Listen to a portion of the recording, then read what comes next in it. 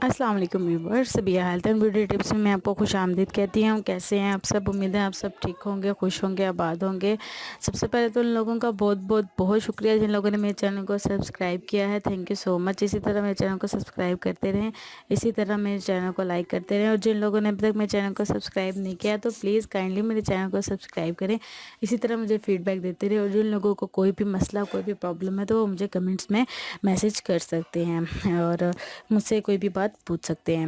اور آج میں آپ لوگوں کے لیے ویڈیو لے کر آئی ہوں، وہ یہ ہے کہ آپ اپنے آپ کو کس طرح فٹ رکھ سکتے ہیں۔ صرف آپ لوگوں نے جو ہے اپنے آپ کو فٹ رکھنے کے لیے ایسا کرنا ہے کہ صبح کے ٹائم جیسے نماز پڑھتے ہیں، نماز پڑھنے کے بعد آپ نے واک کرنی ہے میکسیمم 1 گھنٹے کی۔ 1 گھنٹے کی نہیں ہو سکتی تو 45 منٹ، 45 منٹ کی نہیں ہو سکتی تو 30 منٹ۔ یہ اپنا معمول بنا لیں۔ انشاءاللہ دیکھیے گا کہ اگر جس طرح آپ اپنے لائف میں واک کو لے کر آئیں گے تو آپ دیکھیں گے کہ بہت سی بیماریوں سے، بہت سی ٹینشن سے آپ لوگ دور ہو جائیں گے۔ اور صبح کی واک تو بہت بیسٹ ہے یہ آپ کو اپنے آپ کو فٹ رکھنے کے لیے۔ اس کے علاوہ رات کو سونے سے پہلے لازمی 1 گھنٹے کی ضرور واک کیا کریں۔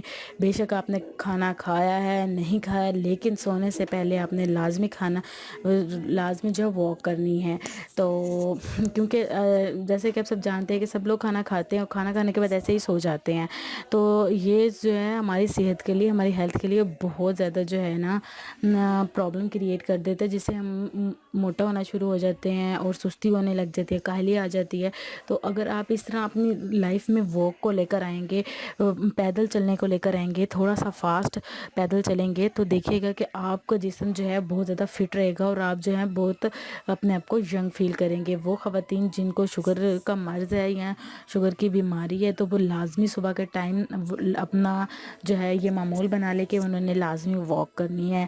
اور واک کرنے کے بے شمار بہت سے فائدے ہیں، اس سے بہت سے جو جسم کے مسلز ہیں وہ کھلتے ہیں اور آپ کے جسم جو ہے وہ پوری شیپ میں آ جاتا ہے۔ تو جو لوگ واک نہیں کرتے تو میری ان سے ریکویسٹ ہے کہ کائنڈلی صبح کے ٹائم بھی واک کریں اور رات کو سونے سے پہلے بھی واک کریں۔